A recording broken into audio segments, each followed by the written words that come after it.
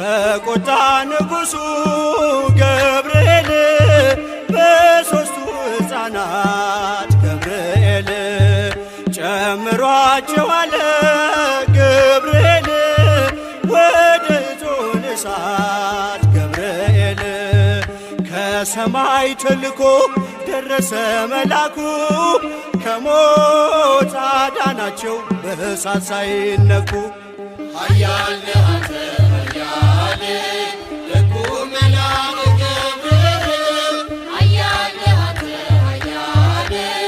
ደጉ መልአክ ገብርኤል ይውደቅሽን ጠላት አንተ ትራዳን በእውነት ይውደቅሽን ጠላት አንተ ትራዳን በእውነት ከእቶኑ ስር ሆነው ገብርኤል ዝማሬ